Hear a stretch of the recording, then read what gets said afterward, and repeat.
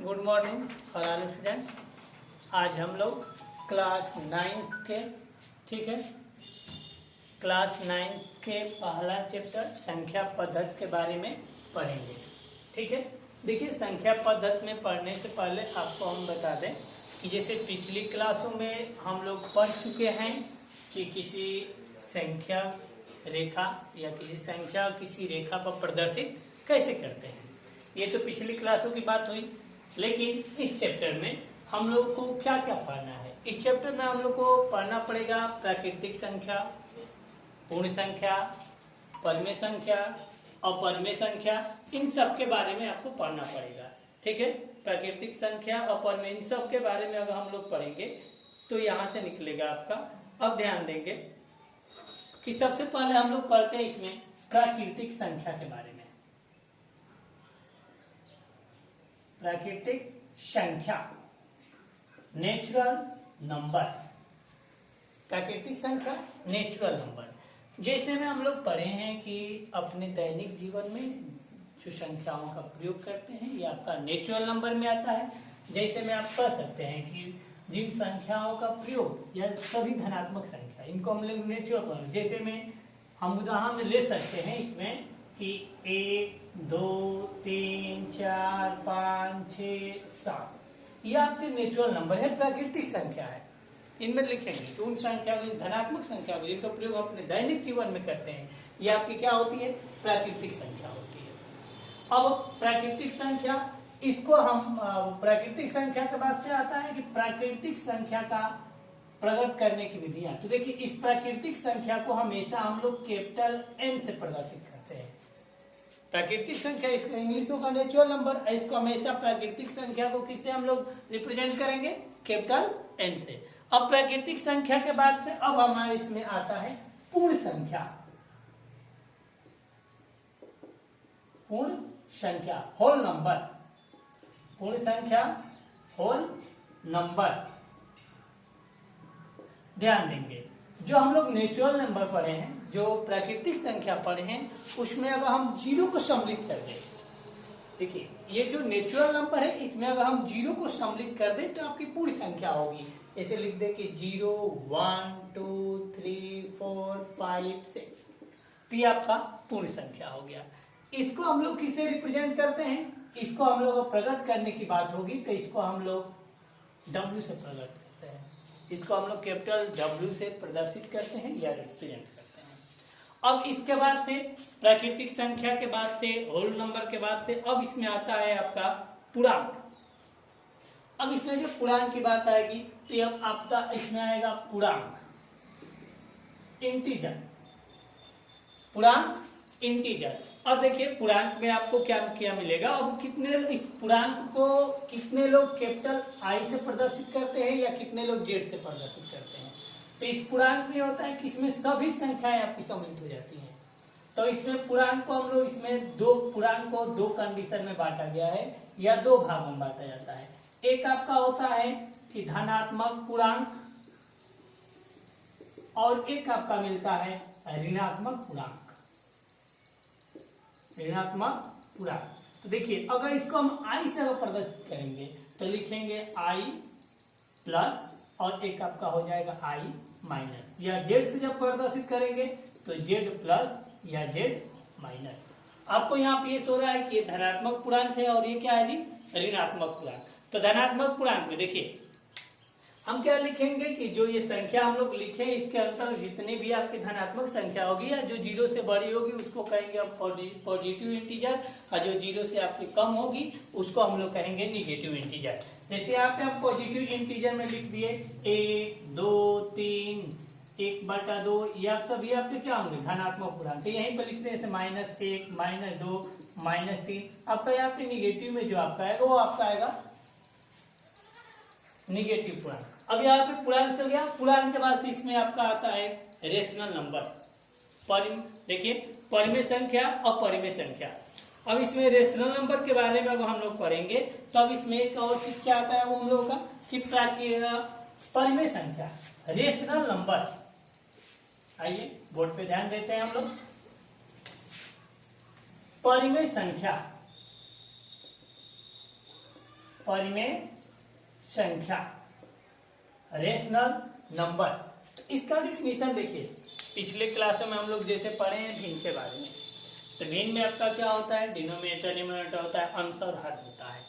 उसी के रूप में हम यहाँ परिमेय संख्या का प्रदर्शित कर सकते हैं कि ऐसी संख्या जिसे p/q के रूप में व्यक्त किया जा सके, उसे परिमेय संख्या कहते हैं। उसे परिमेय संख्या कहते हैं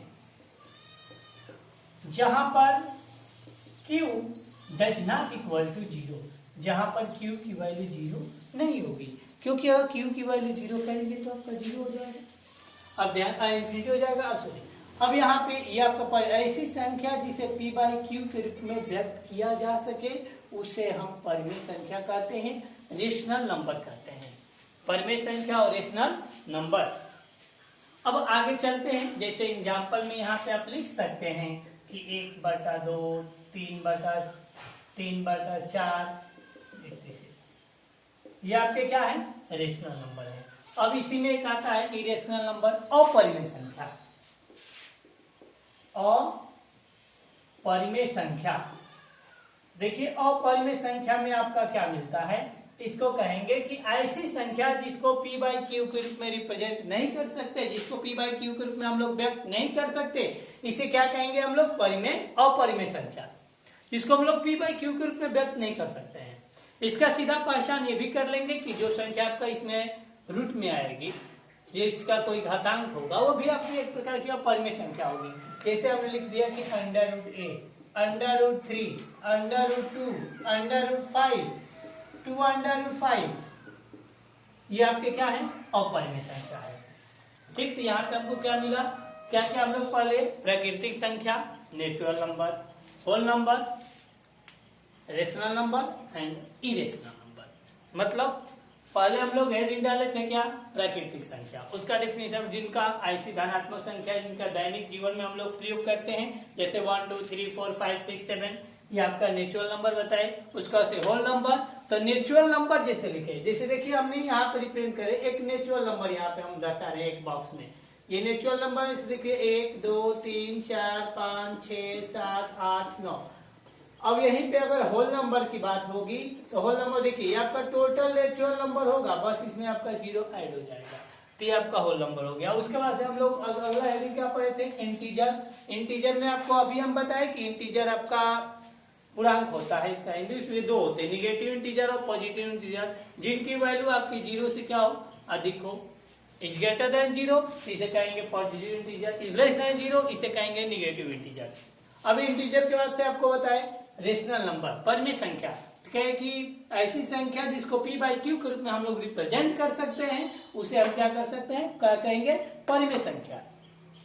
अब इसके बाद से आपका आता है अपरिमेय संख्या, इरेशनल नंबर, जिसको p/q के रूप में हम लोग रिप्रेजेंट नहीं कर सकते, p/q के रूप में हम लोग प्रदर्शित नहीं कर सकते, उसे हम क्या कहते हैं, अपरिमेय संख्या। जैसे आपका रूट में हो गया, ये इसमें और भी संख्या आपको मिलेगी, और ये आपका एक्सरसाइज का दिन चलेगा। ठीक, तो इस डिफिनीशन के बाद से अगर इतना पढ़ते हैं तो इसमें आपके कुछ क्वेश्चन आपके होते हैं जिसको हम लोग सॉल्व कर सकते हैं। जैसे क्वेश्चन में इसमें आपका कई चीज मिलेगा कि आप कैसे सॉल्व करेंगे। तो चलिए अब हम लोग स्टार्ट करते हैं एक्सरसाइज 1.1। ठीक, एक्सरसाइज अगर 1.1 में अगर हम लोग क्वेश्चन देखें कि क्वेश्चन में आपका क्या दिया गया है, तो चलिए हम लोग पहला चैप्टर में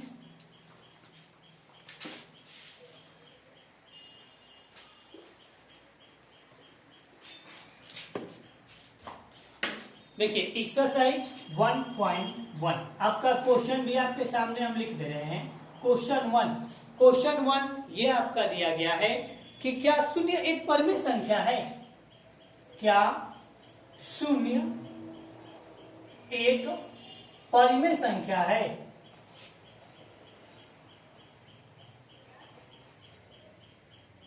देखिए आपको क्या निकालना है, क्वेश्चन है कि क्या शून्य एक परिमेय संख्या है। क्या इसे आप p बाई क्यू के रूप में व्यक्त कर सकते हैं? क्या आप इसे p बाई क्यू के रूप में व्यक्त कर सकते हैं?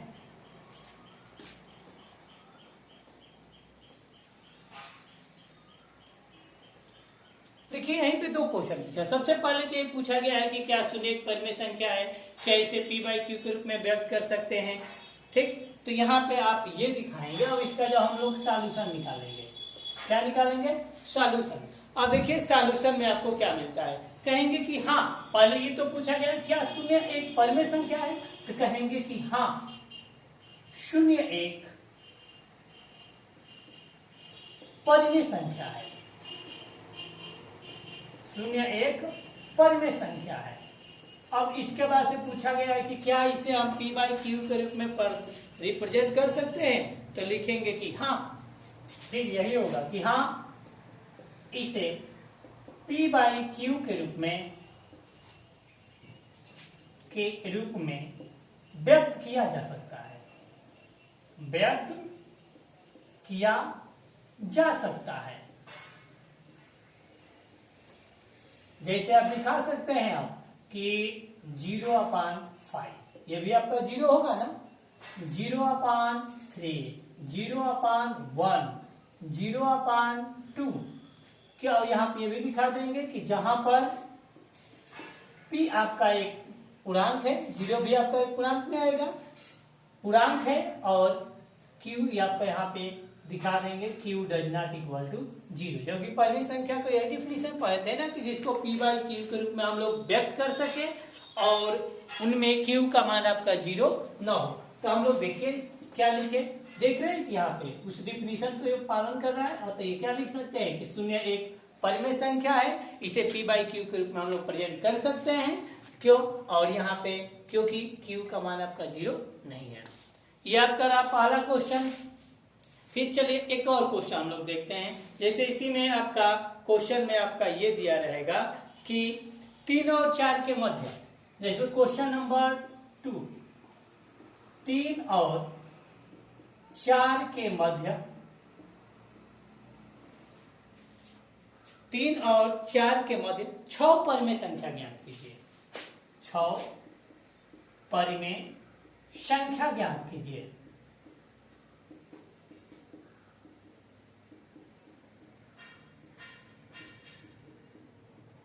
देखिए 3 और 4 के मध्य आपको 6 परिमेय संख्या ज्ञात करना है, तो इनका अब हम सॉल्यूशन निकालेंगे।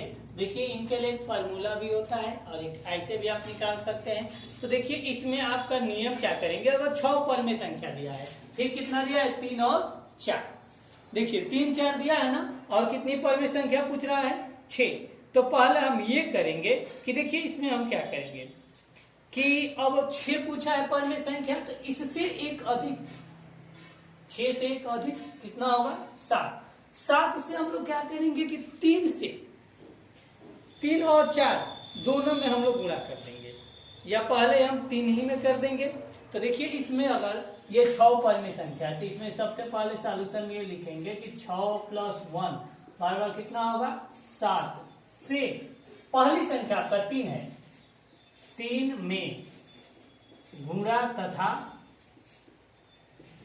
भाग करने पर, जब हम भाग देंगे तब, अतः देखिए आपका क्या होगा, इसमें 3 में हम लोग क्या किए 7 से मल्टीप्लाई कर दिया, और फिर 3 में 7 से भी हम क्या कर दिए डिवाइड कर दिए। देखिए हमने 3 में क्या किए 7 से मल्टीप्लाई और 7 से डिवाइड कर दिए। तो जब ये डिवाइड करेंगे तो ऊपर आपका हो जाएगा 21/7, 21/7। अब हमको देखिए 21/7 निकला। अब इसके बाद से हमको प्राकृतिक संख्या फाइंड करनी है।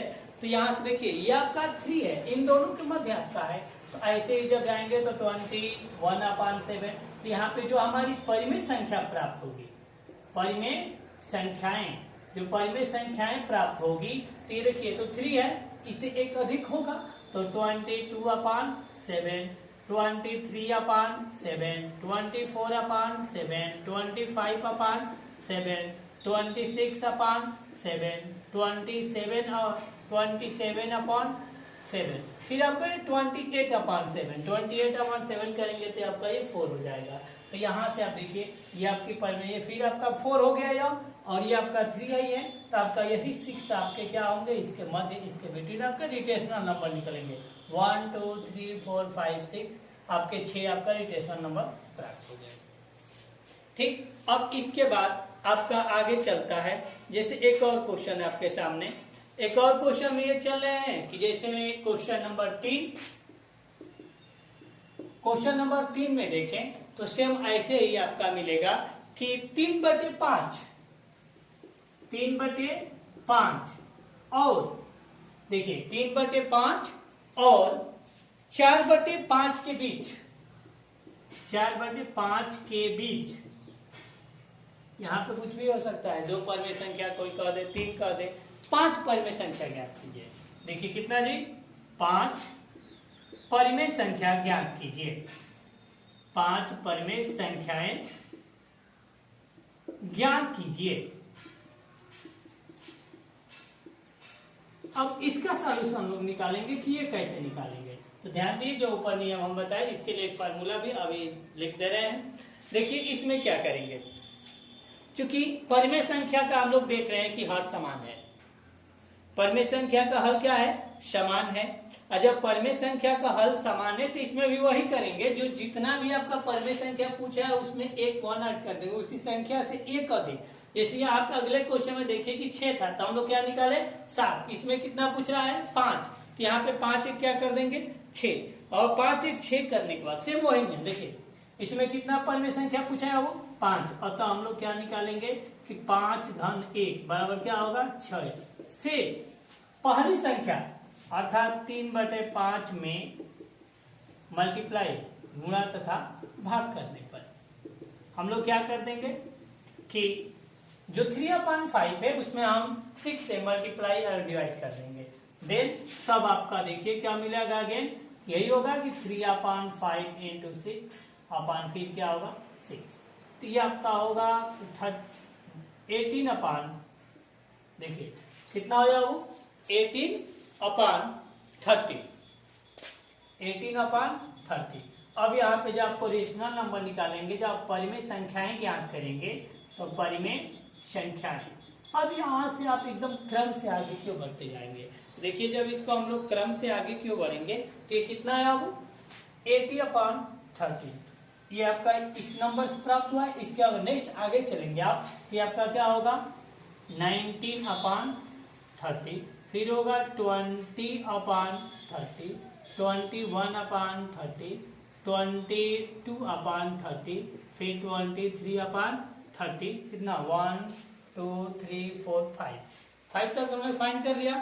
अब यहीं से आप इसको और सॉल्व कर सकते हैं। अब इसमें आर करके लिखेंगे तो आर करके देखिए आपको क्या मिलेगा, इसको और आप छोटा इसका सिंपल रूप में बदल सकते हैं, तो ये आपका आंसर मिल जाएगा। इसको सिंपल फाइंड कर लेंगे। तो इस तरफ से आपको हम क्वेश्चन का हल करने का तरीका बता दिए। आप इस एक्सरसाइज के अगला जो सवाल है आप स्वयं हल करेंगे। फिर नेक्स्ट वीडियो में कोई दिक्कत होगी तो आप कमेंट करके कर सकते हैं। धन्यवाद। बाकी जो दिक्कत होगी देखा जाएगा।